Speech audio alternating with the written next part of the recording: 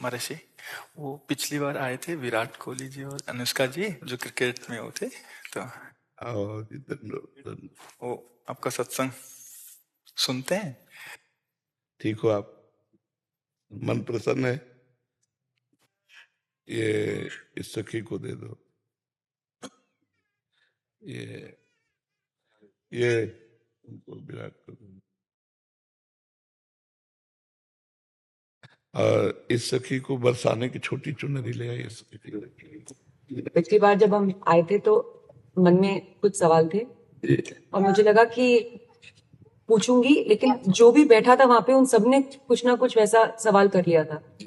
और जब आपके पास आने का यहाँ पे हम बात कर रहे थे नमो जी से, और फिर मैं आपसे मन ही मन बात कर रही थी कि कुछ जो सवाल मेरे आ रहे थे। अगले दिन मैं एकांतिक वार्तालाप खोलती थी और कोई ना कोई वो सवाल पूछ रहा था। श्री जी हो व्यवस्था कर देती है।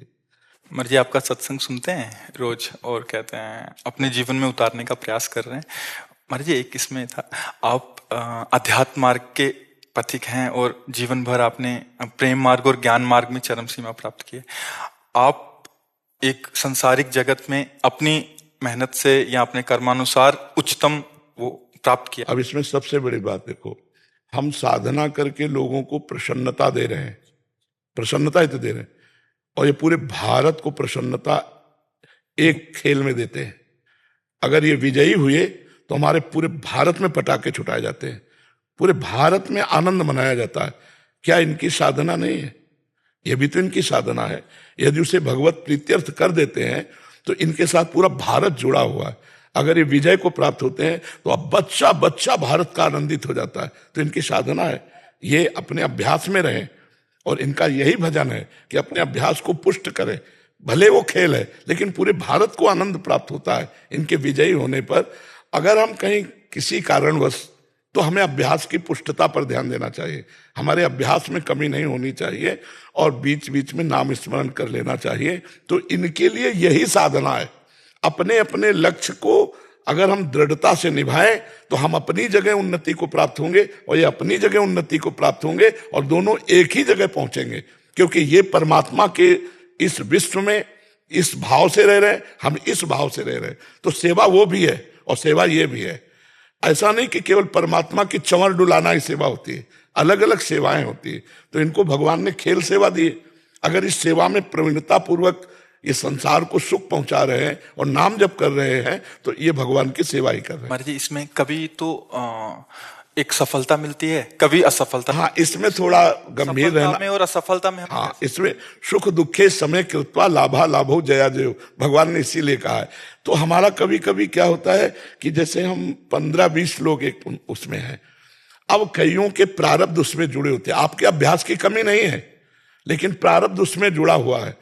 अब अगर उसमें अशुभ प्रारब्ध ज्यादा जुड़ गया, क्योंकि विजय उनकी भी होनी है ना, तो आपका अभ्यास फिट होने पर भी आपको हार जनित दुख देखना पड़ेगा। महाराज, इसमें प्रारब्ध भी प्रारब्ध, बिल्कुल प्रारब्ध। अभ्यास की कमी ना होने पर भी प्रारब्ध फेल कर देता है, और अभ्यास पूर्ण है और प्रारब्ध पूर्ण है तो विजय की प्राप्ति होती है। हमारे जी कभी कभी देखा जाता है कि ऐसे ही कैच हो गया, कभी छूट गया। हाँ, प्रारब्ध। हाँ, इसमें प्रारब्ध भी काम करता है और अभ्यास भी। जैसे मान लो 15-20 की, अब ये अभ्यास में बहुत प्रवीण है लेकिन इस बार प्रारब्ध है कि दुख भोगना है, तो आपको उनके संग के प्रभाव से, क्योंकि पूरा खेल एक से तो होगा नहीं, तो आपका किया हुआ अभ्यास भी फेल हो जाएगा। अभ्यास ही केवल नहीं है, उसमें प्रारब्ध भी है। असफलता में हमें कैसे रहना है? हमको उस समय भगवान का चिंतन करते हुए धैर्य रखना पड़ेगा। है बड़ा कठिन, है बड़ा कठिन, क्योंकि असफलता में कोई धैर्य पूर्वक मुस्कुरा के निकल जाए, ये बहुत बड़ी बात होती। अब मतलब असफलता में भी जहां से असफलता प्राप्त हुई है उसको गले लगाकर मुस्कुरा करके और चल देना। भगवान देते हैं वो क्षमता। असफलता ही सदैव नहीं रहेगी, दिन नहीं रात, रात कैसे रह सकती है। हमको धैर्य पूर्वक भगवान का स्मरण करते, पर है बड़ा कठिन, क्योंकि जो सफलता में सम्मान मिलता है तो असफलता में सम्मान तो नहीं मिलता।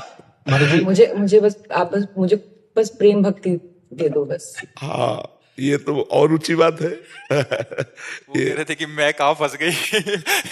मेरे को तो नहीं, बहुत बहादुर हैं ये लोग।